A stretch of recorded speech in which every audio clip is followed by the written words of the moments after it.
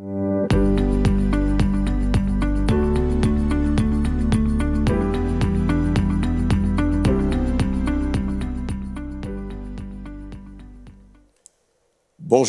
à tous qui nous suivez de près ou de loin et bienvenue dans In Studio. Je suis le pasteur Jean-Claude Safari de la Parole du Salut à Kinshasa, en République démocratique du Congo. Aujourd'hui, nous allons commencer une série d'enseignements et nous allons parler des caractéristiques d'une Église dynamique. Nous allons ouvrir nos Bibles dans Actes des Apôtres, au chapitre 2, à partir du verset 41 jusqu'au verset 47. Je lis pour nous tous. Ceux qui acceptèrent sa parole furent baptisés, et en ce jour-là, le nombre des disciples s'augmenta d'environ 3000 âmes. Ils persévéraient dans l'enseignement des apôtres, dans la communion fraternelle, dans la fraction du pain et dans les prières.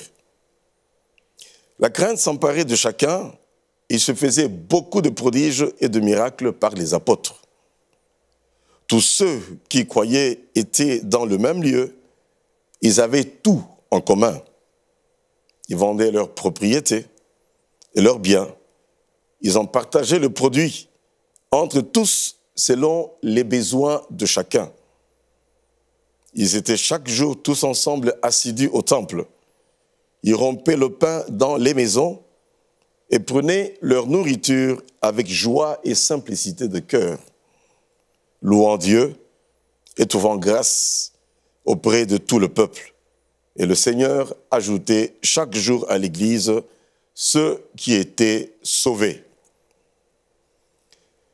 Nous allons aborder 5 caractéristiques non exhaustives d'une Église dynamique à la lumière des Actes des Apôtres. Première caractéristique, c'est une Église attachée à la prière. Dans Acte 2, 42, comme on l'a vu, il est dit clairement, ils persévéraient dans les prières. Et quand on dit les prières au pluriel, cela veut dire que c'était d'une part les prières d'adoration, les prières d'intercession, des prières de toutes sortes. Et c'est important de saisir cela. Vous savez, quand on dit persévérer, cela veut dire poursuivre sans relâche. Ils poursuivaient donc sans relâche la vie de prière. Matthieu chapitre 21, au verset 13, nous dit ceci, « Ma maison sera appelée une maison de prière. » Et ceci est très important, ceci est capital, de savoir que la maison de Dieu, c'est une maison de prière. Et nous savons que lorsque Jésus a dit cela, c'est parce qu'on avait fait de la synagogue un endroit où on commençait à faire des affaires. L'Église n'est pas un lieu pour les affaires, un lieu pour le commerce, mais un lieu de prière qui doit attirer tous ceux qui veulent prier. Vous savez, l'Église commence par la prière. Et on peut très bien voir que la première Église dans les Actes des Apôtres a commencé par la prière. Une Église ne peut se maintenir qu'en demeurant dans la prière. L'Église demeurera dans la prière jusqu'à ce que Jésus reviendra. Vous voulez être une Église dynamique? Eh bien, soyez une Église qui prie. Chaque membre de l'Église doit apprendre à prier individuellement. Et bien sûr, être là toujours présent dans des prières collectives. Une Église qui prie, c'est une Église qui ira toujours de l'avant. Dans Actes chapitre 1er, au verset 14, on nous dit là que les disciples attendaient la venue du Saint-Esprit, la promesse que Jésus avait donnée. Ils ne l'ont pas attendu dans la distraction, ils ne l'ont pas attendu dans la passivité. Ils attendaient dans la prière. Et cela d'un commun accord. Cela veut dire que probablement ils étaient organisés de sorte que ils avaient le temps pour se reposer, ils avaient des prières organisées selon une fréquence qu'ils s'étaient donnée jusqu'à ce que le Saint-Esprit va venir. Et ça, c'est très important, d'un commun accord, pas dans la cacophonie. Quand on dit d'un commun accord, cela veut dire que tous, on est d'accord. Tous, on s'y met. Tous, on se discipline. Tous, on veut atteindre le but. Ils étaient tous dans l'attente. Et la prière doit être faite d'un commun accord, parce que, des fois, dans les églises, on peut voir que certains responsables sont là, quelques ouvriers sont là, mais combien d'ouvriers ou combien de membres de l'Église arrivent à être toujours fidèles dans les moments de prière? N'est-ce pas que nous pouvons tous être unanimes à reconnaître que les dimanches, nos églises sont remplies, mais les jours de prière, sauf exception près, nous avons à peine le 1/3 ou le 1/4 de gens qui viennent à la prière. Comme pour dire que tous n'ont pas toujours été d'un commun accord. Et pourtant, c'est là où le Seigneur nous attend, d'être une église de prière. Pas seulement le dimanche, mais de prière également. Pendant la semaine, il y a des jours de prière également. Lorsqu'il y a des programmes spéciaux qui sont organisés, lorsqu'il y a des moments de jeûne et prière qui sont organisés, il est important à ce que nous puissions apprendre à être de commun accord pour pouvoir demeurer dans la prière. Sans la prière, une église peut risquer de commencer prématurément. Et ça, c'est extrêmement dangereux. La première église, ils l'ont commencé étant dans la prière. Sans la prière, on peut risquer de commencer prématurément. On ne peut pas se lever du jour au lendemain et on dit « je commence mon église ». On ne peut pas avoir un problème là où on était puis on dit « je commence mon église ». C'est très dangereux. Il est capital, il est important de savoir que tout doit commencer dans la prière. Sans la prière, une église risque de déraper progressivement. Cela veut dire quoi? Lorsqu'une église ne prie plus, lorsque les gens ne viennent plus à la prière, lorsqu'il n'y a pas des séances de prière qui se font par département, lorsque les gens n'aiment pas venir le jour où il y a des chants de prière dans l'église, le danger, c'est qu'on peut risquer de déraper. Et une église qui ne prie pas peut risquer d'être comme un club de gens qui se retrouvent tout simplement autour d'un idéal, et ça peut être extrêmement dangereux. Il est capital de savoir que sans la prière, une église peut risquer de déraper progressivement.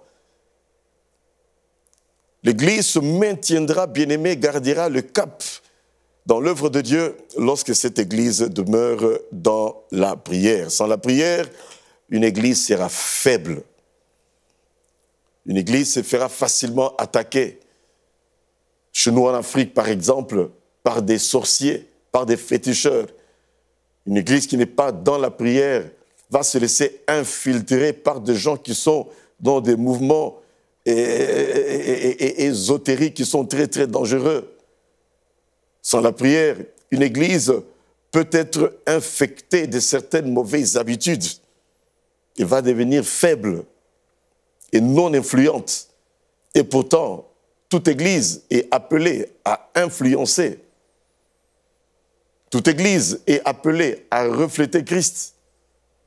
Toute église est appelée à gagner les âmes au Seigneur. Mais si la prière n'est pas là, comment est-ce qu'on va y arriver? C'est dans la prière qu'une église trouvera sa force. C'est dans la prière qu'une église sera puissante, inébranlable. Lorsqu'il y a des vents divers de doctrines qui sont en train de circuler, n'est-ce pas que la Bible dit clairement que dans les derniers temps, Il y aura beaucoup de faux prophètes, il y aura beaucoup de faux docteurs. Dans les derniers temps, les gens seront fanfarons, orgueilleux, aimant le plaisir plus que Dieu. Pour arriver à se maintenir et ne pas tomber dans les pièges des derniers temps, il faudra absolument qu'une église puisse demeurer dans la prière. C'est dans la prière qu'une église pourra connaître de la croissance. C'est dans la prière qu'une église pourra également se multiplier davantage, parce que nous sommes appelés à la multiplication. Dans 1 Thessaloniciens, chapitre 5, verset 17, il nous est dit « Priez sans cesse ». Cela veut dire quoi, prier sans cesse? Demeurer dans un esprit de prière. Cela ne veut pas dire se mettre à genoux dans sa chambre chaque jour, du matin jusqu'au soir. Sinon, finalement, les gens ne vont plus travailler, les gens ne vont plus être dans leurs activités diverses au quotidien. Non, ce n'est pas à ça que le Seigneur nous appelle. S'enfermer dans sa chambre au quotidien, ne plus sortir et s'isoler. Non, ce n'est pas ça. Certes, chaque matin, nous cherchons la face de Dieu. Mais après cela, lorsqu'on a quitté la maison, on demeure dans la présence de Dieu. Sur le volant de sa voiture, on peut être en train de murmurer des prières. On peut être au bureau, en train de faire un travail. À un moment, on a comme des petits blocages, des choses qu'on n'arrive pas à décanter. Et on peut crier dans son cœur à Dieu pour dire « Seigneur, aide-moi, j'ai vécu cela personnellement. » Lorsque j'étais technicien, que je travaillais dans une entreprise, il arrivait à ce que je me retrouve bloqué, je n'arrive pas à décanter une situation. Et là, dans ce coin-là où j'étais, j'ai dit, Seigneur, aide-moi, aide-moi, aide-moi. Fais-moi grâce afin que j'arrive à trouver solution à ce problème. Et je peux vous assurer que plusieurs fois, j'ai vu le Seigneur m'assister et arriver à trouver solution à ce problème qui me bloquait. Demeurer dans la prière, à tout moment, en toutes circonstances. On peut être même dans une masse de gens bien-aimés, dans un restaurant, on prie alors qu'on va commencer à manger. Mais à un certain moment, l'Esprit peut te pousser à pouvoir, dans le cœur, lancer une prière en faveur d'une personne qui est peut-être à 10 mètres de vous, et l'Esprit vous dit, prie pour cette personne-là. Et on le fait. Prier sans cesse. Prier sans cesse, c'est prier pour les besoins de l'Église, c'est prier pour les besoins de la nation, c'est prier pour l'expansion de l'Évangile, c'est prier pour nos bien-aimés qui sont martyrisés dans certains pays, c'est prier afin que Jésus puisse revenir, parce qu'il est dit Jésus revient bientôt. C'est prier pour que le Seigneur puisse également donner des ouvriers dans la moisson, car la moisson est grande et il y a peu d'ouvriers, dit la parole de Dieu. Éphésiens chapitre 6, verset 18 nous dit ceci, « Faites en tout temps toutes sortes de prières et de supplications. » En tout temps, toutes sortes de prières et de supplications. C'est dans la prière que nous recevons l'inspiration, c'est dans la prière que nous recevons l'onction, c'est dans la prière que nous recevons la direction divine, c'est dans la prière que nous devenons de plus en plus sensibles pour avoir le discernement des esprits, c'est dans la prière que le Seigneur nous sonde, nous courbe, nous façonne encore davantage, c'est dans la prière que le Seigneur nous donne de l'équipement afin que nous puissions le servir encore plus et encore mieux. C'est dans la prière que nous saisissons par la foi également les promesses de Dieu. Jérémie chapitre 29 au verset 13 nous dit ceci. Vous me chercherez et vous me trouverez parce que vous me chercherez de tout votre cœur et je me le serai trouvé par vous, dit la parole de Dieu. Dans Actes chapitre 3 verset 1er, on dit que Pierre et Jean allaient au temple à l'heure de la prière. Cela veut dire qu'il y a une discipline à se faire par rapport à la prière, discipline personnelle. Il y a des gens qui aiment prier plus facilement de 23h à minuit. Il y a des gens qui prient facilement de 5h du matin jusqu'à 6h du matin. Le plus important, c'est d'avoir cette discipline. d'être dans la présence de Dieu autant que tu t'es convenu avec Dieu. Cela n'exclut pas, bien sûr, comme on l'a dit, de pouvoir persévérer à prier tout au long de la journée. Mais on voit là Pierre et Jean, ils allaient au temple à l'heure de la prière. Et ça, c'est très important. Et dans nos églises, il y a des heures de prière. Y aller. Quand on sait que c'est l'heure de la prière, y aller, non pas pour venir en retard, comme plusieurs le font quelquefois, mais apprendre à être ponctuel à l'église. J'aime toujours le dire, il y a des gens qui s'évertuent à être en retard à l'église à l'heure de la prière. Et pourtant, si la même personne avait un rendez-vous auprès d'une grande autorité, il va tout faire pour être là à l'heure. Pourquoi être fidèle lorsqu'il s'agit d'une autorité, d'une personne très influente, faite de chair, de sang et d'os comme nous, et quand c'est pour Dieu, le Créateur de toutes choses, c'est lui qui nous a accordé ce si merveilleux salut. Il nous tient dans sa main. Quand c'était rendez-vous de prière avec lui, on vient en retard, c'est anormal. Apprenons à être ponctuels aux heures de prière et aux lieux de prière. Actes chapitre 6, versets 3 à 6 nous montre comment est-ce que les apôtres ont eu à prier pour l'installation des diacres. Lorsqu'ils ont eu à pouvoir les désigner, des gens créant Dieu et un bon témoignage et remplis de l'esprit, eh ben, ils ont eu à prier pour eux. Toutes choses dans la prière. Actes chapitre 10, verset 9, on nous dit que vers la 6e heure, Pierre était en prière. Et c'est là qu'il recevra la vision qui va le conduire à aller rencontrer Corneille et entrer pour la première fois dans la maison de ceux qui n'étaient pas des Juifs et apporter la parole de Dieu. Et Corneille viendra au Seigneur. C'était à l'heure de la prière, à la 6e heure, il était en prière. Réalisez par là que lorsque nous sommes en prière, Dieu est capable de nous visiter d'une manière particulière. On ne se met pas en prière pour qu'on ait une visitation particulière, mais Dieu est capable de le faire. Dans Actes des Apôtres, chapitre 12, verset 5, on dit là que Pierre était arrêté par Hérode. On nous révèle entre-temps que l'Église priait. L'Église était en prière. Dans le moment difficile, l'Église doit accentuer des moments de prière. Dans des moments troubles, l'Église doit prier. Lorsque les bien-aimés passent par de grosses difficultés, l'Église doit prier. Arrêté par Hérode, l'Église priait. Et parce que l'Église a prié, Dieu a fait grâce. Et Dieu a pu envoyer un ange qui est allé visiter Pierre. Et ainsi, Pierre a été libéré. Vous voyez que ça vaut la peine d'être une église qui prie. N'est-ce pas que dans les livres de Chroniques, il est dit quelque part, « Si mon peuple sur qui est invoqué mon nom s'humilie, prie et cherche ma face, et s'il se détourne de ses mauvaises voies, je l'exaucerai des cieux.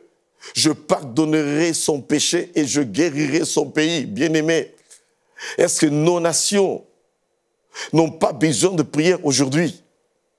Dieu dit, j'exaucerai, je pardonnerai, je guérirai. Alors, soyons de ceux qui prient. Soyons impliqués dans la prière. Cette affaire-là nous concerne tous.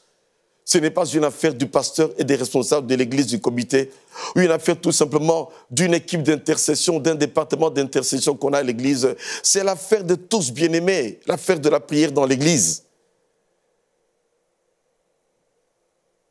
Dans les Actes des Apôtres, au chapitre 13, verset 1er, on dit que là, à Antioche, pendant qu'ils priaient, Dieu dit, « Mettez-moi à part Paul et Barnabas pour l'œuvre à laquelle je les ai appelés. » Vous vous rendez compte? Pendant qu'ils priaient. J'aime toujours dire ceci, entre Acte 9, où nous voyons le salut de Saul de Tarse, qui sera Paul après, Et acte 13, il est reconnu qu'il y a eu 14 ans qui se sont écoulés. Et voilà que, après 14 ans, l'appel est clair. Là, dans Actes chapitre 13, verset 1er, « Mettez-moi à part Paul et Barnabas ». Ça s'est passé comment? Ils étaient en prière.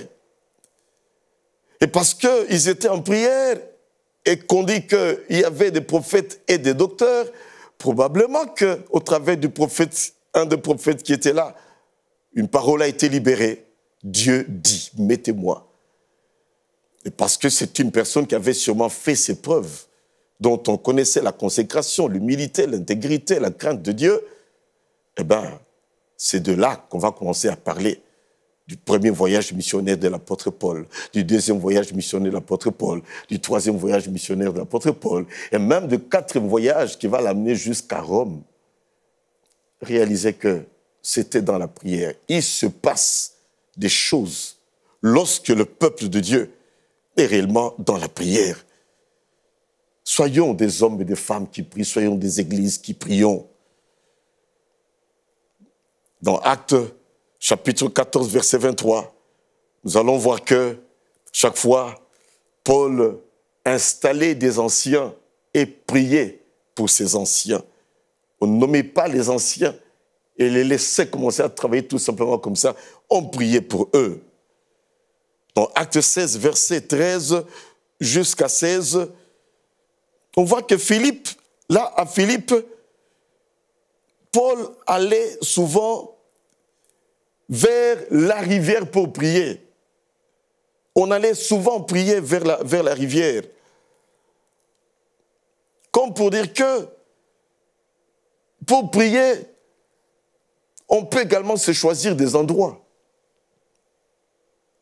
Dans notre pays, il y a des gens qui aiment aller dans les montagnes. Moi, je ne peux pas facilement aller dans les montagnes parce que quand il fait très froid, je ne supporte pas beaucoup le froid qu'il peut y avoir dans les montagnes. Je ne peux pas passer, en tout cas, au clair de la lune une nuit, sinon j'ai des problèmes de santé. Mais nous en connaissons qui y vont. Et c'est important de se dire que j'aime avoir mon rendez-vous avec Dieu à tel endroit. Là, c'était vers la rivière. Quand j'étais dans une école biblique, dans un pays d'Europe, il y a très longtemps, il y a une trentaine d'années, je me suis souvent tourné autour d'un lac. Et là, je priais, je parlais à Dieu. Puis je pouvais m'asseoir sur un banc et parler à Dieu, lui confier ma vie, lui dire, Seigneur, conduis ma vie, je m'abandonne à toi. Et Dieu aime ça. Des moments seul à seul dans des endroits particuliers. Et ça, c'est très important. Des fois, on pouvait sortir toute une église entière. Je ne dis pas qu'il faut absolument le faire, mais ça, c'était dans le contexte occidental. On faisait une sortie d'église. On allait un week-end quelque part. Et là, on organisait des moments de prière. Et quelle merveille, que de merveilleuses choses qu'on vivait avec Dieu. Et ça faisait beaucoup de bien. La prière, c'est la respiration de l'âme. La prière, c'est le poumon de l'Église. La prière est capitale, indispensable pour demeurer chrétien. Tu ne pourras jamais tenir ferme en tant que chrétien si tu n'es pas dans la prière. Et même l'apôtre Paul dira quelque part qu'il s'est imposé tout un tas d'abstinences afin de ne pas être disqualifié, lui qui était le premier à prêcher aux autres. Comme pour dire qu'il est important d'apprendre à jeûner et à prier. Chercher la face de Dieu dans le jeûne et la prière. Mais je dis toujours ceci, être sûr de ton état de santé et ne pas non plus déraper dans des pratiques à l'extrême qui peuvent être très dangereuses pour la santé.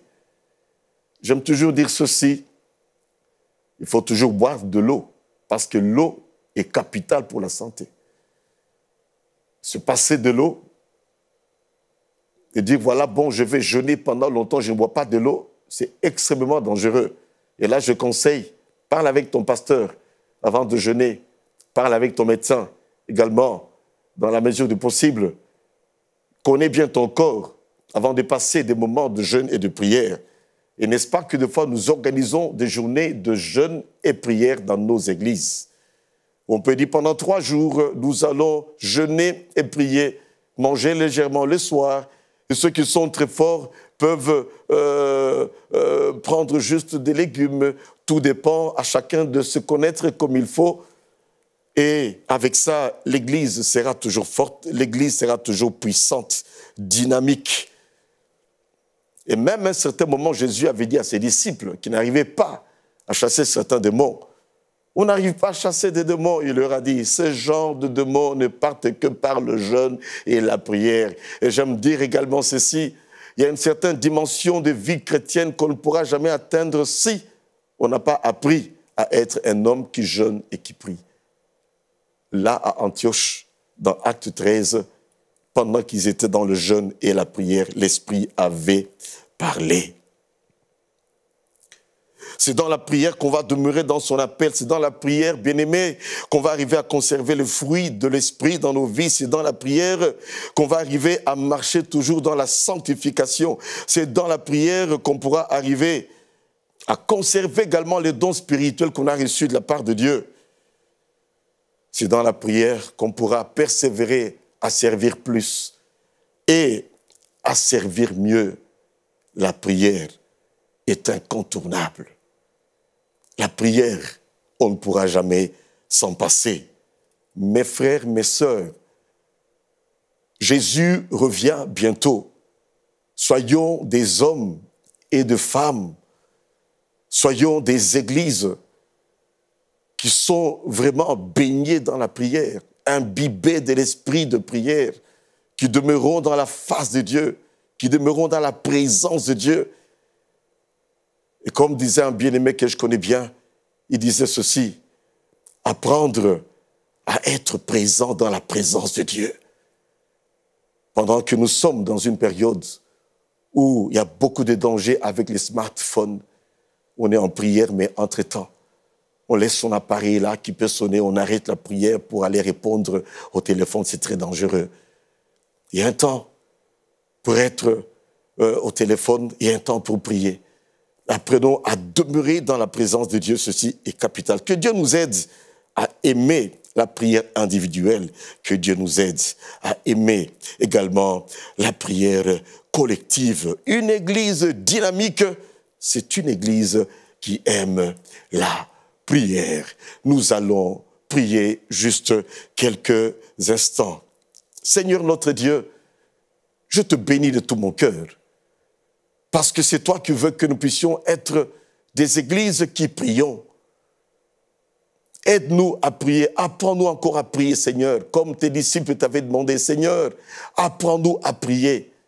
Nous voulons être des chrétiens, nous voulons être des églises qui demeurons dans la prière. Et pour ça, nous avons besoin de toi.